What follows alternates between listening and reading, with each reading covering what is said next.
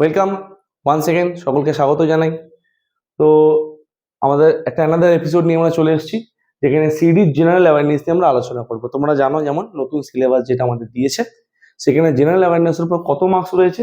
That is 20 marks রয়েছে, 20 number রয়েছে। তো অলরেডি আমরা প্রায় 15টা সেট মতো করে ফেলেছি, এখন আমরা 16 নম্বর সেট মোস্ট প্রবাবলি করছি। তো আমরা সেটা আলোচনা করবো এখন। তো আমাদের ফার্স্ট কোশ্চেন আজকের, ভারতের কোন গায়ক বা গায়িকা প্রথম পদ্মভূষণ পুরস্কার পান? চারটে অপশন: অরিজিৎ সিং, লতা মঙ্গেশকর, কিশোর কুমার, বেগম আক্তার। জিনিসটা বুঝি। প্রথম কে পেয়েছে সালগুলোকে দেখে নি। লতা মঙ্গেশকর পদ্মভূষণ পুরস্কার পেয়েছে 1959, লং টাইম এগো। কিশোর কুমার পদ্মভূষণ পুরস্কার পেয়েছে তার 10 বছর পর, 1969। বেগম আক্তার তার 6 বছর পর, 1975। এরা তিনজনই পদ্মভূষণ পুরস্কার পেয়েছে। অরিজিৎ সিং কিন্তু পদ্মশ্রী পুরস্কার পেয়েছে, দ্যাট ইজ ইন 2014 সালে। তাহলে ফার্স্ট কে হলো? লতা মঙ্গেশকর। কোকিল কোনটি বলা হয়? এটা আমাদের প্রথম কোশ্চেনের answer. Second question, question number 2, তামাশা লোকনৃত্যটি কোন রাজ্যে দেখা যায়? দেখো, তামাশা লোকনৃত্যটা মহারাষ্ট্রের আর্ট কালচারকে, ওদের সংস্কৃতিকে তুলে ধরা হয় এটার মাধ্যমে। এবং এটার মাধ্যমে এক ধরনের ওই ডাফলি বা তবলা মতো হাতে করে বাজায় এরম ভাবে, ওটাও ইউজ করা হয়ে থাকে। ছেলে মেয়ে পুরুষ উভয়, মহিলা এবং পুরুষ উভয় মিলে নাচে, শাড়ি পরে নাচা হয়। এবং এই নৃত্য কি, ওদের আর্ট অ্যান্ড কালচারটাকে এটার মধ্যে তুলে ধরা হয়। এছাড়াও মহারাষ্ট্র তামাশা ছাড়াও আরেকটা নৃত্য আছে মহারাষ্ট্রের গুরুত্বপূর্ণ, যেটার নাম হচ্ছে লাবণী বা লাভানি। এদের একটা অন্যতম গুরুত্বপূর্ণ নৃত্য। আর তামাশাও হচ্ছে মহারাষ্ট্রের। নেক্সট কোশ্চেন নাম্বার 3, হাম্পি শহরটির ধ্বংসাবশেষ কোন রাজ্যে দেখতে পাওয়া যায়? দেখো, হাম্পি মানেই হচ্ছে বিজয়নগর। বিজয়নগর, এদের বিজয়নগর মানেই হচ্ছে কর্ণাটকা। হাম্পি শহরটা কোন নদীর তীরে অবস্থিত? কৃষ্ণার উপনদী, that is Tungabhadra.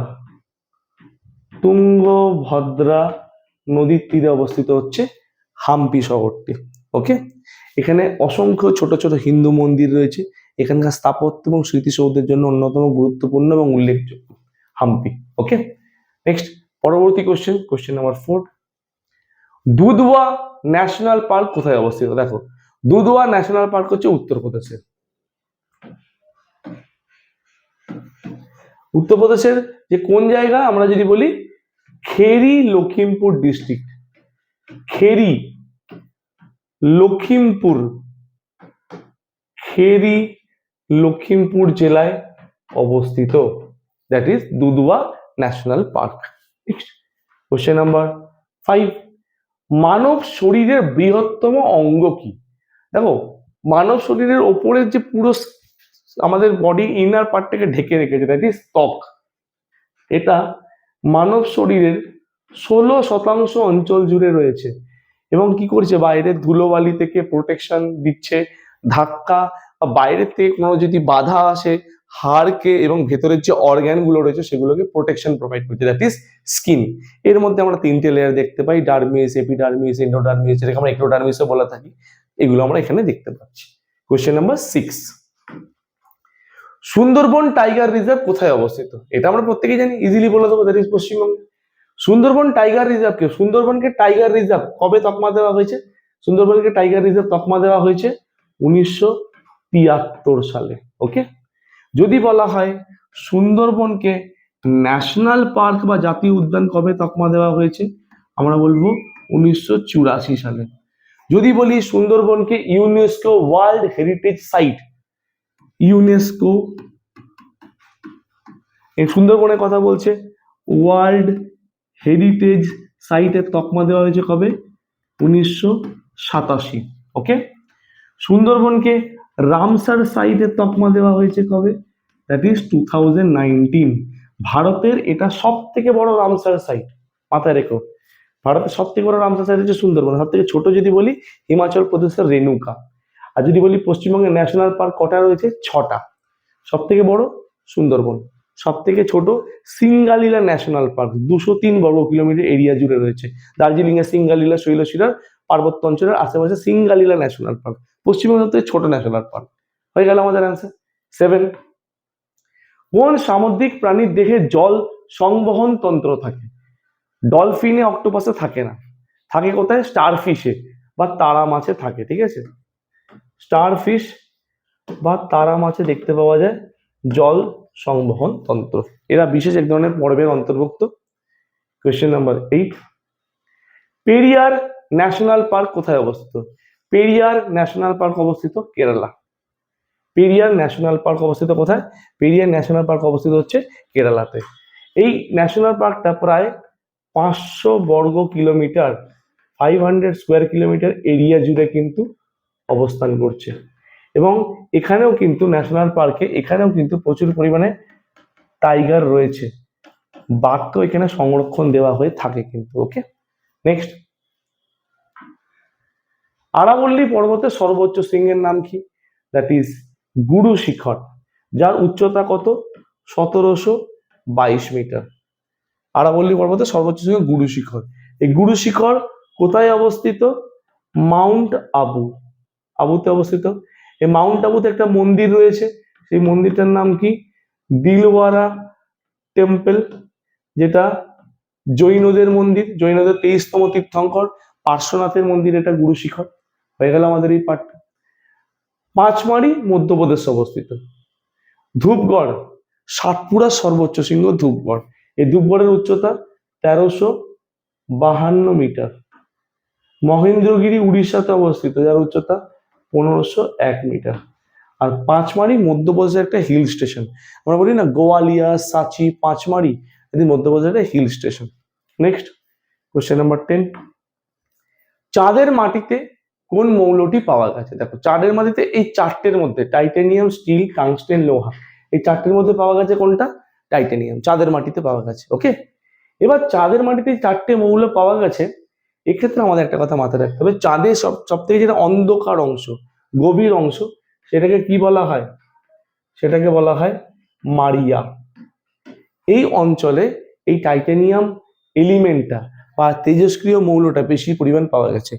Recent Bharat যে চন্দ্রায়ন-3 মিশনটা করলো, সেখান থেকে দেখা গেল টাইটানিয়াম ছাড়াও polonium, plutonium, iron, manganese, aluminium প্রচুর পরিমাণে পাওয়া গেছে এই চাঁদের মাটিতে, প্রচুর পরিমাণে রয়েছে এগুলো। ঠিক আছে, নেক্সট, কোশ্চেন নাম্বার 11, মুসলিম লীগ কত সালে প্রথম পৃথক রাষ্ট্রের জন্য ডাক দিয়েছিল? দেখো, মুসলিম লীগ তৈরি হয়েছিল তো 1906 সালে। ওকে, যে ভারতীয় মুসলিমদের স্বার্থ সংরক্ষণ করার জন্য। যার প্রথম বৈঠক হয়েছিল কোথায়? প্রথম বৈঠক হয়েছিল অমৃতসরে। যার সভাপতি ছিল কে? আগা খান। একটা খেলা আছে না, এই খেলায় একটা কাপ দেওয়া হয়, আগা খান কাপ, কোন খেলার সঙ্গে যুক্ত বলেন? এই আগা খান। বাট এখানে বলছে পৃথক রাষ্ট্র পাকিস্তানের দাবি করে, মানে মুসলিমদের যেন একটা পৃথক রাষ্ট্র দাবি করেছিল, সেটা কত সালে? 1940 সালে, পৃথক রাষ্ট্র। এবং সেই দাবির পিছনে অন্যতম যার ভূমিকা ছিল, তার নাম হচ্ছে মোহাম্মদ আলী জিন্না। আর যিনি পৃথক পাকিস্তানের দাবি করেছিল, মানে পাকিস্তান প্রস্তাবটা তুলেছিল, যে পাকিস্তান প্রস্তাব তুলেছে, তার নাম হচ্ছে চৌধুরী রহমত আলী। খেয়াল রাখবে এই পয়েন্টটা। Okay, next, question number 12, Robert Mugabe কোন দেশের প্রেসিডেন্ট ছিলেন? এই জায়গাটা বুঝো, কেন এই জায়গায় এই কোশ্চেনটা ইম্পর্টেন্ট কেন? কোন দেশের প্রেসিডেন্ট আমাদের কি লাগবে? দুটো রিজন আছে। যে জিম্বাবুয়েতে অ্যান্সার, জিম্বাবুয়ের প্রথম প্রাইম মিনিস্টারের কথা বলছি, প্রথম প্রাইম মিনিস্টার হচ্ছে রবার্ট মুগাবে।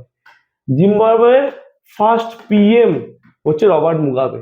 আর জিম্বাবুয়ের এই রবার্ট মুগাবে প্রেসিডেন্ট ছিল কবে? 1987 থেকে 2017। 1987 থেকে 2017, মানে একটা ব্যক্তি একটা দেশের 30 বছর পিএম হিসেবে ছিল, প্রেসিডেন্ট হিসেবে ছিল, বুঝতে পারছো? আর ওই দেশেরই উনি প্রথম পিএম। ইম্পর্টেন্ট কোশ্চেন বলে এটা দেওয়া। Okay, next, question number 13, Kharagpur IIT কত সালে প্রতিষ্ঠা হয়? আমাদের প্রথম পঞ্চবার্ষিকী পরিকল্পনাকালীন, ফার্স্ট 5 ইয়ার প্ল্যান, প্রথম পঞ্চবার্ষিকী মানে 1951 থেকে 56, ভারতের এই সময় 5খানা আইআইটি এস্টাবলিশ হয়েছিল। তার মধ্যে ভারতের প্রথম আইআইটি হচ্ছে আইআইটি খড়গপুর। কত সালে প্রতিষ্ঠা হয় আইআইটি খড়গপুর? 1951 সালে। তারিখ যদি আমরা বলি 18 অগস্ট। ঠিক আছে, this Kharagpur IIT was established. Done. Question number 14, জলের আণবিক ভার কত? জলের আণবিক ভার কত?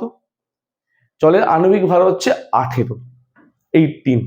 ওকে, হাইড্রোজেনের পারমাণবিক ভার আর জলের আণবিক অক্সিজেনের পারমাণবিক ভার দুটো যোগ করে দ্যাট ইজ 16, 15.99 ভ্যালু, আর 16 মানে 15.99 মানে 16, আর এদিকে 1 × 2 দ্যাট ইজ 2, দ্যাট ইজ আমাদের 18। এটা ভ্যালু, এটা ডিটেলস আমি লিখলাম না। এই পারমাণবিক ভর আণবিক ভর কখনো যদি পাই পরীক্ষা হলে, আমি যদি জানা থাকে বা মুখস্থ থাকে করবো, তাহলে স্কিপ করে দিয়ে বেরিয়ে চলে আসবে, কারণ প্রত্যেকটার পারমাণবিক ভার আর আণবিক ভার আমাদের ক্যালকুলেশনের মাধ্যমে মনে রাখাটা সম্ভব না। এই জন্য আমরা চেষ্টা করব যে আলাদা করে এরকম কোশ্চেন কমন পেলে তবে করবো, না স্কিপ করে দেওয়াটা বেটার আন্দাজে না করে।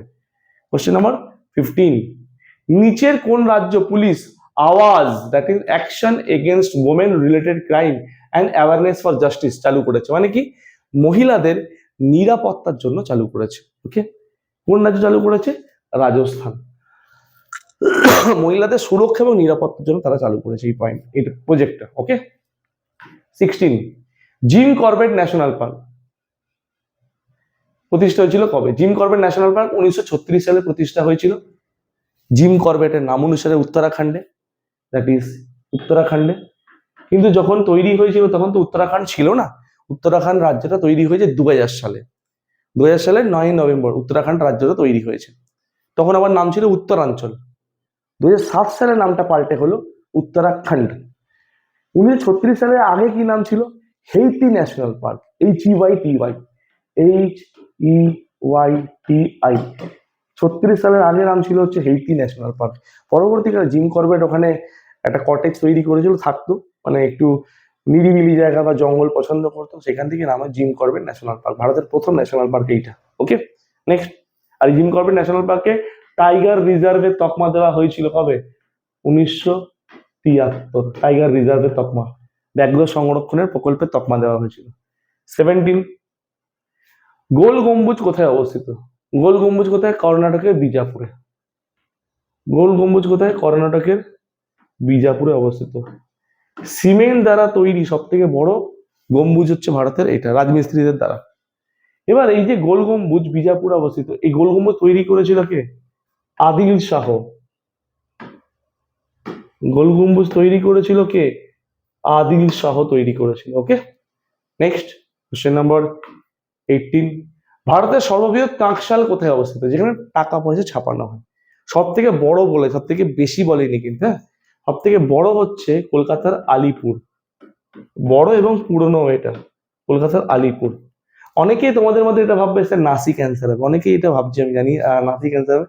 নাসিক বর্তমানে সব থেকে মডার্নাইজড টাকশাল। টাকশাল বলতে এখানে আমরা যেটাকে প্রেস বলি, টাকা পয়সা ছাপানো হচ্ছে, সব থেকে মডার্নাইজড কারেন্সি প্রিন্টের একটা জায়গা। সব থেকে এই মুহূর্তে সব থেকে বেশি পরিমাণ ইন্ডিয়ান প্রেস কারেন্সি মানে নোট, 500, 200, 100 নোট বেশি ছাপানো সব থেকে নাসিকে। কিন্তু সব থেকে সর্ববৃহৎ বলেছে ব্রিটিশ আমলে যেটা তৈরি করা হয়েছিল ক্যালকাটা। কেন? তার কারণ হচ্ছে ব্রিটিশ হাতে ক্যালকাটাকে ক্যাপিটাল বানিয়েছিল, ওই জন্যই সব থেকে বড় তৈরি করা হয়েছিল। ওকে, নেক্সট 19, দাচিগ্রাম স্যাংচুয়ারি কোথায় অবস্থিত? দাচিগ্রাম হচ্ছে জম্মু কাশ্মীরে। দাচিগ্রাম কি? শ্রীনগর থেকে 21 কিলোমিটার দূরে অবস্থিত দাচিগ্রাম। যারা শ্রীনগর ঘুরতে যায় বা কাশ্মীর ঘুরতে যায়, এটা অনেকে যায়। এই দাচিগ্রাম কথার অর্থ কি? দাচিগ্রাম কথার অর্থ হচ্ছে 10টা গ্রাম জুড়ে এই স্যাংচুয়ারি বা অভয়ারণ্যটা লোকেটেড।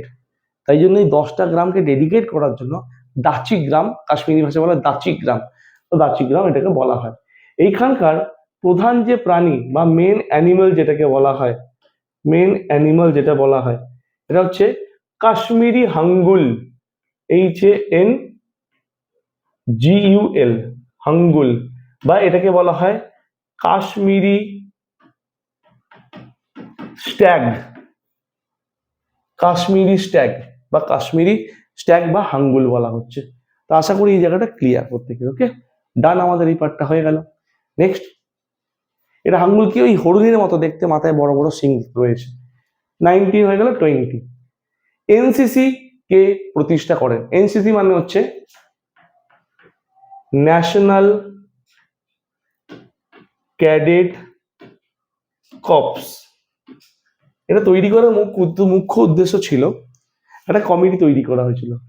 এই পার্টিকুলার কোনো ব্যক্তি এরকমভাবে তৈরি করেন, একটা কমিটি তৈরি করা হয়েছিল, সেই কমিটির অনুমোদন বা রেকমেন্ডেশনে তৈরি করা হয়েছে। সেই কমিটির প্রধান ছিল হচ্ছে হৃদয়নাথ কুঞ্জরু, অপশন এ। তো ওই কমিটি রেকমেন্ড করেছিল যে আমাদের দেশের আর্মির সংখ্যা তুলনামূলকভাবে পর্যাপ্ত ছিল না বলে, এখনো তুলনামূলক কিছুটা হলেও ক্রাইসিস আছে, তো পর্যাপ্ত ছিল না বলে সেই জায়গাটাকে কিছুটা মেক আপ করার জন্য, দেশের ইন্টারনাল পরিস্থিতিকে সামাল দেওয়ার জন্য এনসিসি তৈরি করা হবে, ন্যাশনাল ক্যাডেট কর্পস। এরা আর্মির মতো অনেকটা ট্রেনিং পাবে, সেই লেভেলে নয়, অনেকটা একটু অ্যাডভান্স লেভেলে ট্রেনিং পাবে, ঠিক আছে?